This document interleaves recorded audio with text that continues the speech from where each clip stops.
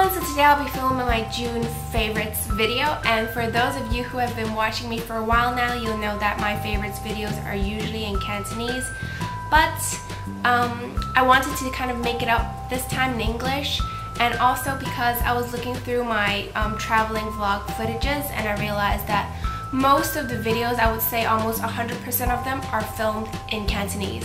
So I felt kind of bad for my English viewers and I didn't really want you guys to feel left out, so I decided to do this month's favorite in English. I've actually never had complaints on people saying that they don't understand my English videos, whereas for my Cantonese videos, there are viewers requesting me to do them in English or add subtitles. And also my brows, do you see a difference?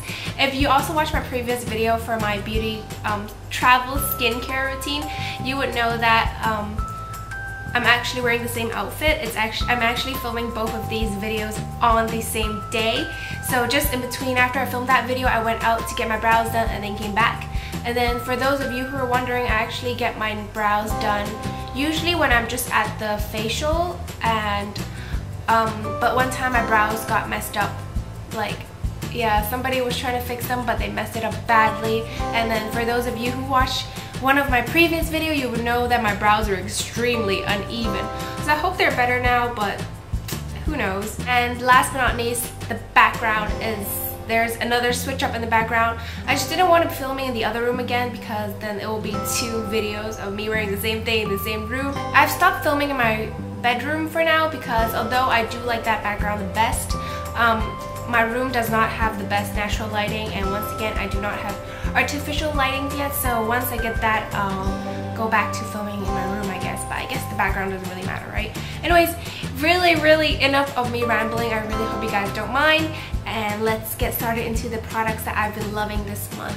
First of all is the product that I've been absolutely in love with this month, and it is the uemura Skin Purifier POREfinist, I have no idea, Anti-Shine Fresh Cleansing Oil. I've heard people talking about how good this is, but I just never got around to buying it because it's not exactly a cheap product, I would say. I think the small bottles is 200 something Hong Kong dollars. Since it was my first time using it, I decided to go with the small bottle. For those of you who don't know, my favorite mascara is the Heroin Kiss Me Impact Mascara, and it is a very waterproof mascara. I can go swimming in it and it would not budge. And so far, I have not found a single makeup remover that would remove it completely in one go. But this does the trick. Like, usually I remove my makeup, I go shower, I get out, and I see panda eyes because my mascara was not gone completely. But with this one, it just does the job. You can also remove your face makeup with this, but I use this mostly on my eye area. Although it's not an oily, like when you wash it off, your face doesn't feel oily. I just sometimes don't feel like it, especially when it's so hot in Hong Kong. I just don't feel like putting oil in my face. GIORGIO Armani Lasting Silk UV Compact Powder, I believe this is called. I have oily skin, especially on my T-zone areas, and makeup just slides off, and I swear, like, I sweat like there's no tomorrow. Like, I sweat so easily, and this stuff, it lasts on me. Okay, not only does it last on my face, but the coverage is also great. I can use a big fluffy brush for a lighter coverage, or I can use what is this, the sponge applicator. It's like, yeah, it's sponge, I guess. This sponge applicator that comes with it, or I can use my Shiseido brush that I mentioned in my previous video. There's SPF 35 in it, which is really high, like really good SPF for a makeup product. YSL Rouge Volupte Shine Lipstick in number 13. Not gonna lie, I got this purely for its name because number 13 is called Pink in Paris, and I thought, I cannot go to Paris without having this lipstick. I'm not an expert when it comes to wearing lip products. I've always been very safe wearing vary my lips but better colors. But this one is, I think, like an easy, what do you call it? Like, you're taking baby steps to wearing brighter, bolder lipsticks. This is what I say.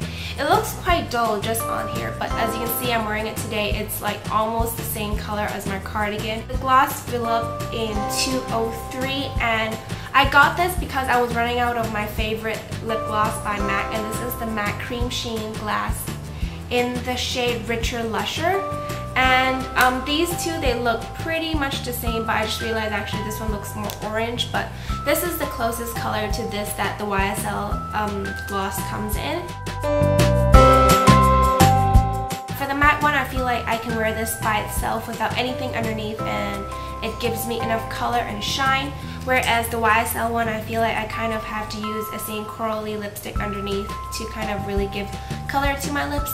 Is an unfavorite, or a product that I'm not quite loving this month, and it is the Body Shop Blemish Concealer. This is the Tea Tree, one of their Tea Tree products again, and if you've been watching my videos for a while now, you'll know that I actually do quite like the Body Shop Tea Tree line that they have.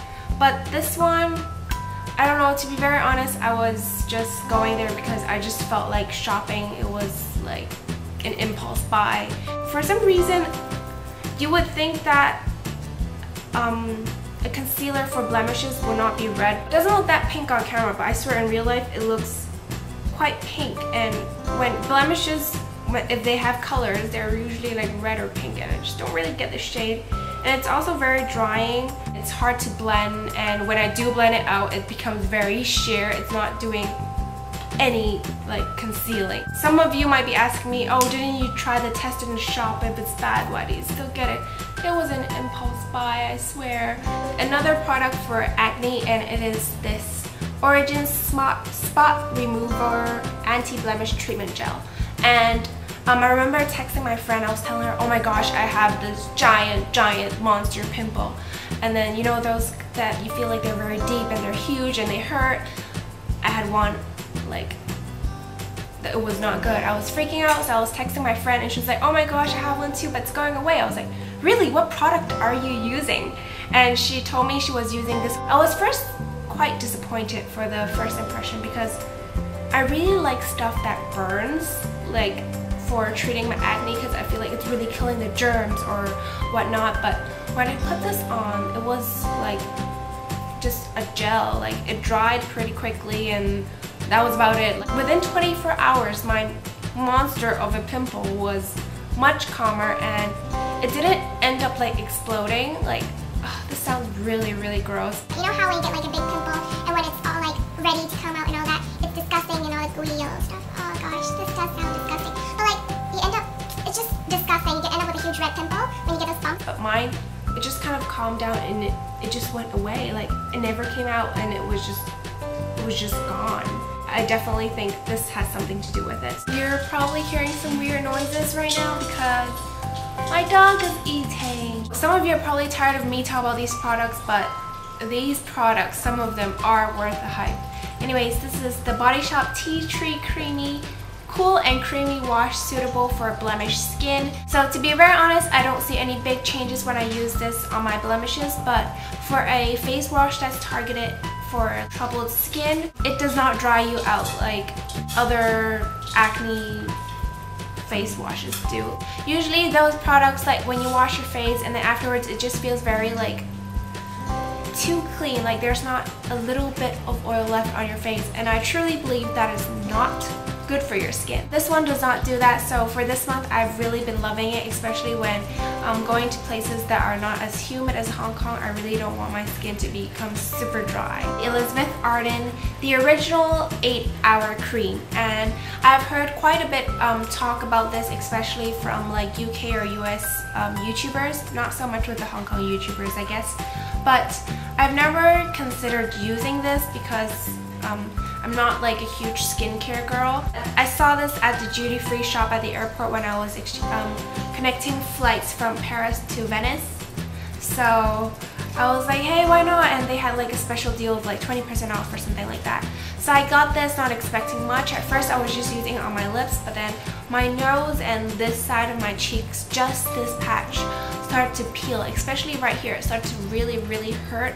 I have no idea why, and it wasn't a sunburn or anything. So I tried this on, and as you can see, this is kind of like quite a gooey and oily, I wouldn't say oily, but it is a very moisturizing consistency. And some of you might be wondering, wouldn't your face become like super oily when you wake up? Trust me, it does not. When you apply it, it gets absorbed overnight, and the next day, like, your skin is recover its magic in a jar.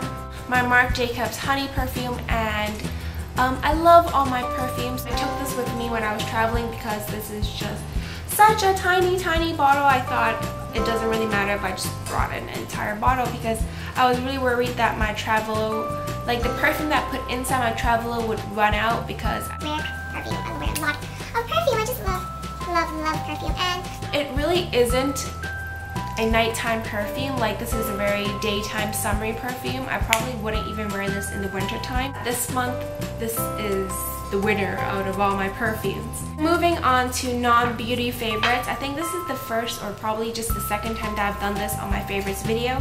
So first of all is, oh my gosh, I think it was yesterday, I forgot when, I went to watch Maleficent, and oh my goodness, it's such a good film. Like, I could not take my eyes off the screen. Like, even in the beginning, before the movie even started, I was like bouncing in my chair. I was like, oh my gosh, I'm so excited, which probably like annoyed the hell out of people next to me, but I just got too excited. For those of you who haven't seen it, watch it. So moving on to books, I actually really like reading, but I don't really like very serious books because when I do read, I really want to just relax, especially when I'm traveling. So a book that I brought with me while I was traveling this month, I was traveling for around 2 weeks, is The Fault in Our Star by John Green. And this, I don't feel like I need to talk much about it. It is a book that's been hyped over for quite a while now. I'm quite late on this bandwagon.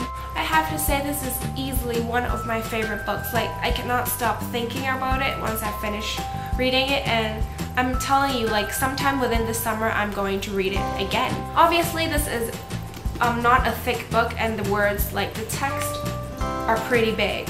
Okay, you get me? I got through this really quickly, but while I was there and while I was on the cruise, I borrowed 2 other books. One of them is Safe Haven by Nicholas Spark. There was another book that I borrowed while I was there, but I really can't get the name. Like, I tried searching on Google, I just can't find the name, but I know it's a novel. Well, it's a book of short stories talking about traveling, and each of them just really gets you thinking, and it's kind of like an easy read, and it's nice to like sit down for maybe like within 30 minutes you finish a short story. Forgot to mention one last favorite, which is kind of like a fashion favorite, and they're these shoes. If you've been following me on Instagram, you know that these were like the only shoes that I wore for the past month.